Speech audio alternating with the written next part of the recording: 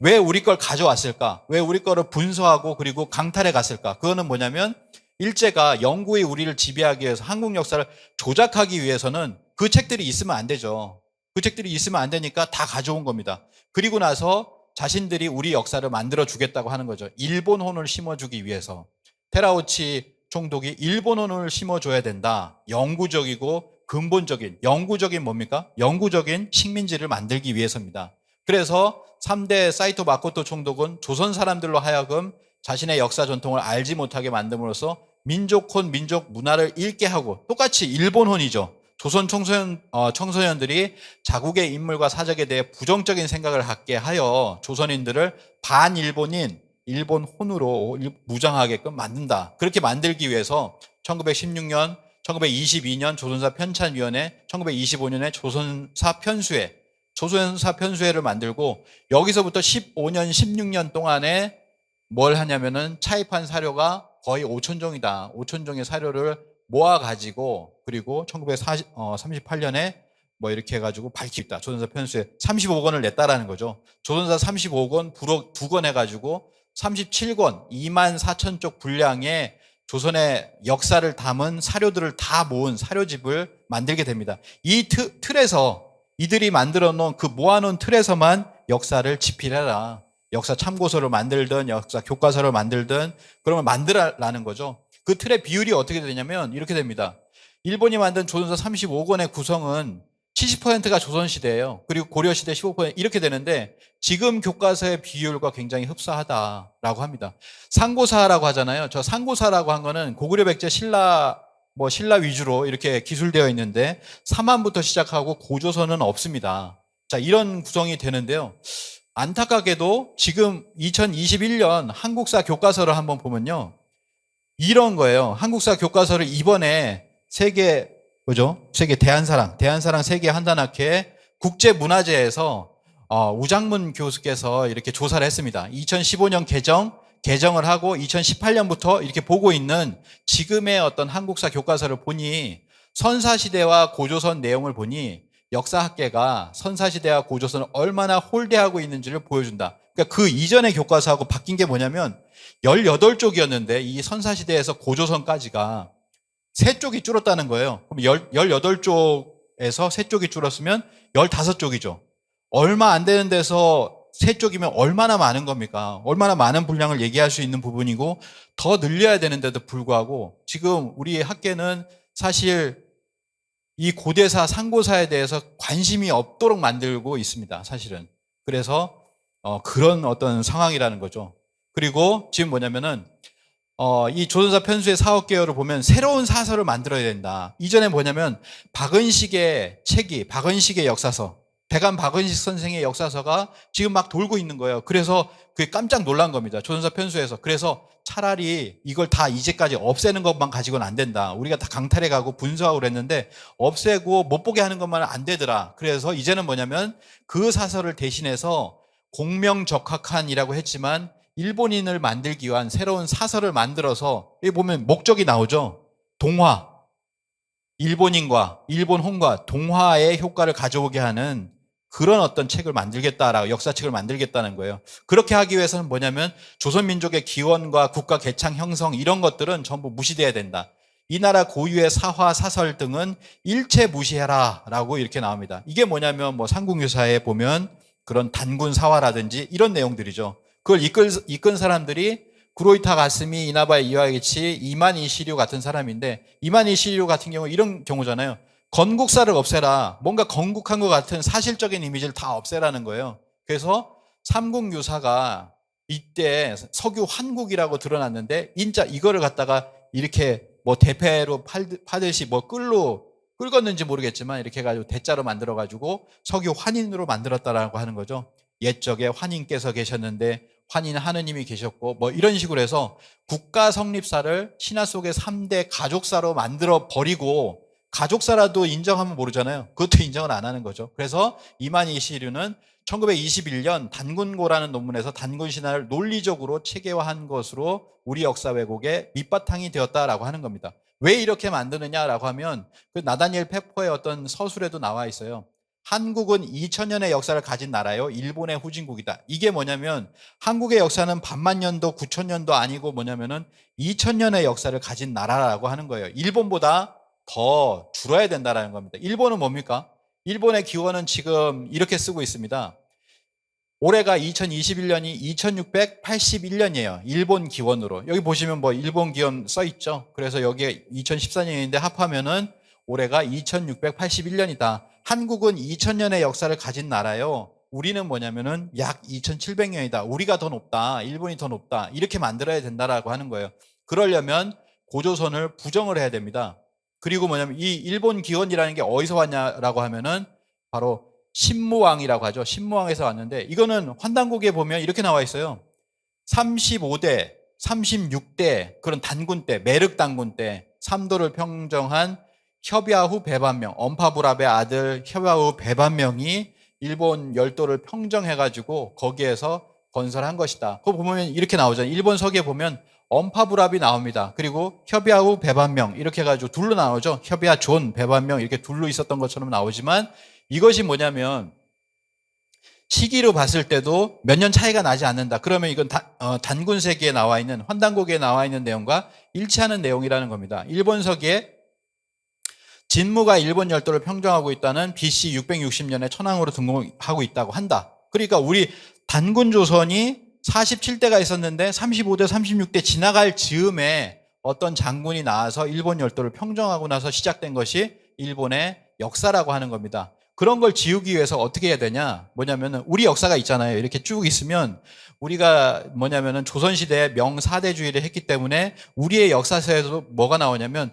단군 왕검이 있고 중간에 기자가 있고 준왕, 위만, 한사군 이런 역사서를 우리 스스로가 만들어 버렸죠. 그렇기 때문에 단군 왕검을 없애게 되면 단군을 신하시하게 되면 바로 뒤로 넘어갑니다. 뒤로 넘어가서 또 기자 없애고 그러면은 위만조선부터 이렇게 시작하게 되는 역사를 만들게 되기 때문에 무조건 단군 왕검을 뭐 없애야 되는 거예요. 일본에서는요. 그러니까 일제는. 그래서 뭐라고 하냐면은 1894년 도쿄 국제대학의 시라토리 구라키치 교수는 단군고에서 삼국유사에 나온 단군 사적은 한국 불교의 설화에 근거한 가공의 선담이다. 가공의 선담이다. 이렇게 이야기를 합니다. 그리고 케이오 우숙의 나카 미치오라고 하는 사람은 승도의 망설을 역사상의 사실로 삼은 것이다. 단군 왕검은 불교 승도의 망설이요. 날조된 신화다. 우리가 어떨 때는 신화라는 얘기를 하기도 하지만은 그 신화는 역사성이 내포된 어떤 신화를 우리는 긍정적인 신화를 얘기하는 반면에 여기는 다 그렇습니다. 낭설이다, 날조된 신화다 이런 식으로 이제 이야기를 하고 있는 거죠. 자, 이걸 받아가지고 아까 말씀드린 대로 이만희시류가 단군 신화를 체계화했다라고 하는 겁니다. 이걸 뒤이어서 뭐냐면 조선사 편수회에서 부역을 했던 여기 보면 이병도라고 써 있잖아요. 그래서 수사간보 시절, 비서, 촉탁, 비서 시절 뭐 이렇게 해가지고 그 밑에서 배우는 거예요. 배우면서 작업도 같이 하는 거죠. 그리고 일본인 요시다 쇼고 밑에서 배웁니다. 그래서 이병도는 뭐라고 하냐면은 요시다 도고가 나의 큰 스승이다 이렇게 이야기를 하죠. 이 요시다 도고는 뭐라고 얘기하냐면 조선 역사가 존재하면 일본이 조선 문화를 받아들였다는 것이 남아있게 되어서 조선의 역사를 그 흔적까지 없애버려야 한다라고 하는 얘기까지도 한 사람이 바로 이 요시다 도고다, 도고. 예, 요시다 도고라고 하죠. 그리고 해방 이후에 8월 15일 날 해방을 하잖아요. 우리나라가 광복을 하게 되는데 광복을 하고 나서 바로 다음 날 뭐가 조직되냐면 조선학술원이라는 것이 조직이 됩니다. 그 중에서 역사 철학 쪽을 맡아라라고 하는 게 누가 맡았냐면 이병도가 맡게 돼요. 와세다 대학을 나온 이병도가 이렇게 맡게 된다라는 거죠. 이것부터가 사실은 비극의 시작이었다. 저는 그렇게 생각을 합니다.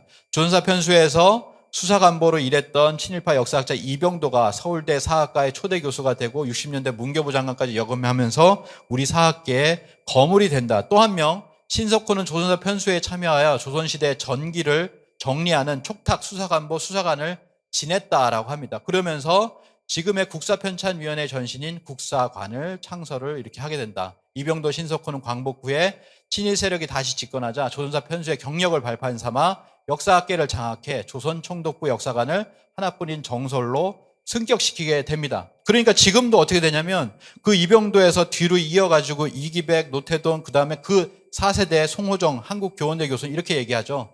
국가 형성 과정을 중심으로 설정한 것은 고조선이 국가 형성과 동시에 곧바로 멸망에 이르렀기 때문이다라고 하고, 그러니까 고조선은 국가 형성과 동시에 멸망했다라고 하는 겁니다. 그러니까 이게 없고요. 맨 마지막에 한사군이 한나라가 고조선을 멸망시킨다라고 하는 설정하에 그 이전에 잠시 있었을 뿐이다라고 하는 이야기를 하고 있습니다.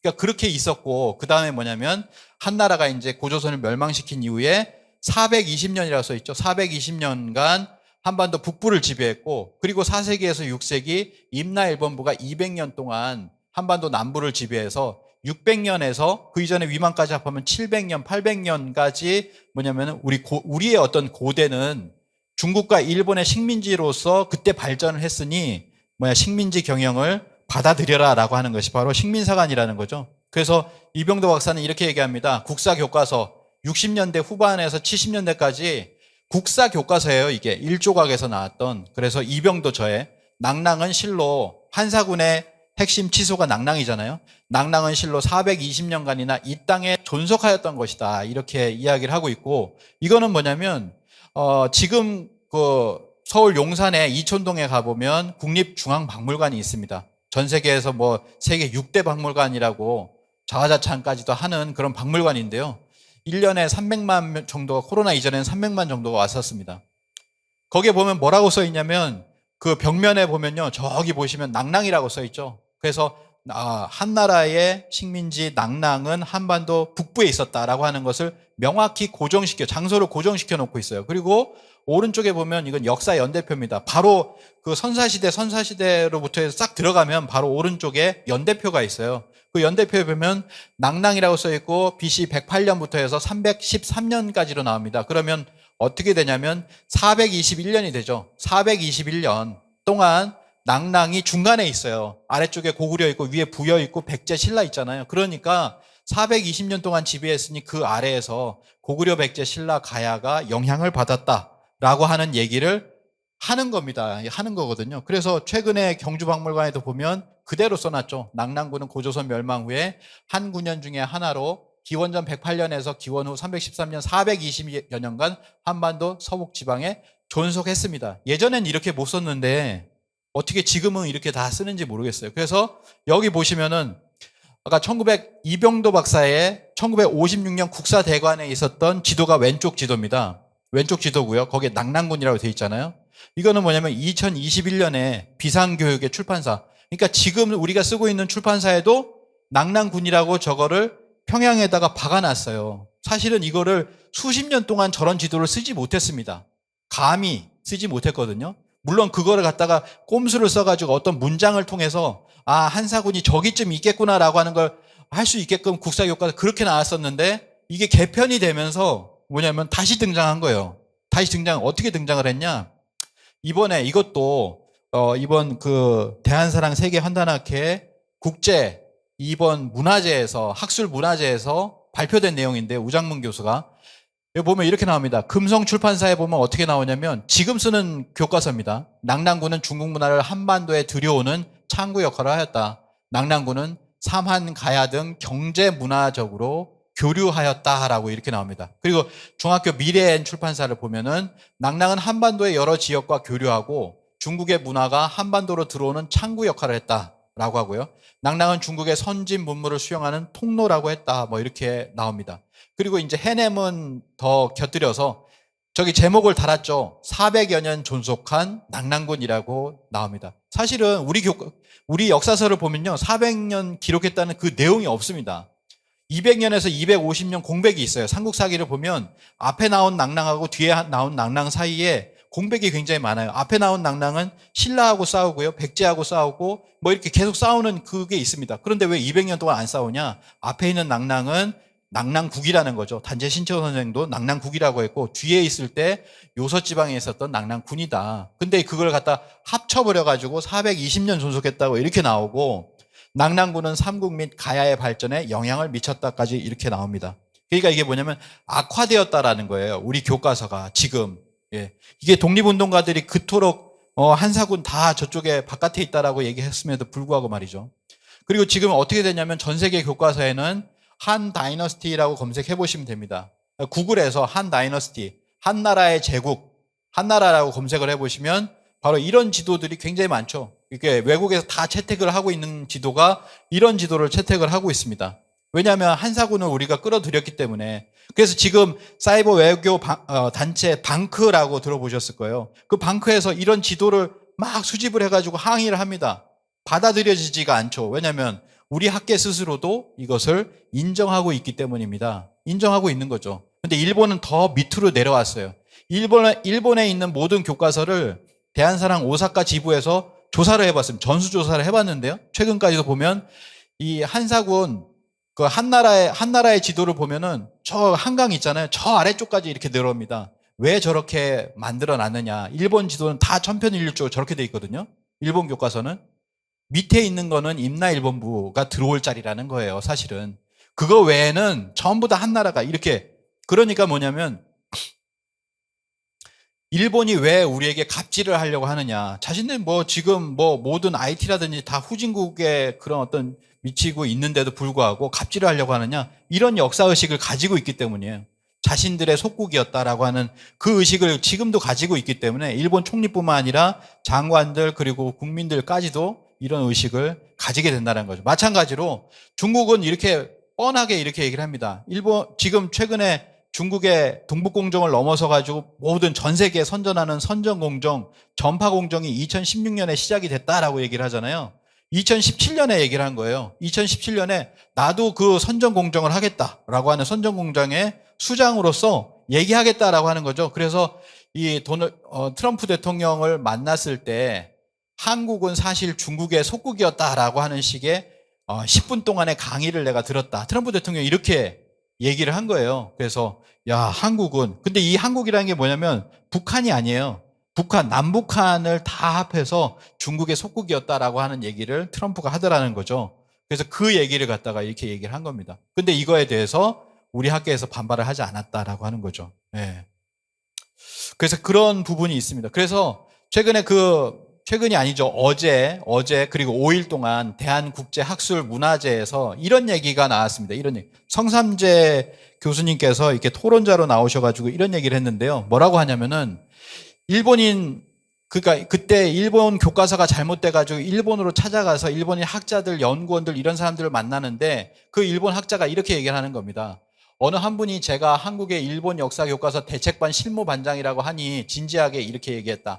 우리 일본이 조선 식민 통치하기 위해서 역사를 조작해 놓은 게 있는데 당신네들 당연히 한국이 해방되면 당연히 복원될 줄 알았는데 시간이 지나도 60년대, 70년대, 80년이 되어도 그대로 있더라라고 하는 얘기를 한 겁니다. 그래서 우리 일본을 탓하기 전에 당신네들 거를 먼저 봐라라고 하는 얘기를 들었다고 하는 겁니다. 그 충격을 저는 아직도 잊지 않고 있다라고 이렇게 이야기를 하죠. 저도 이 얘기가 굉장히 충격이어서 이 내용을 이렇게 가져왔습니다.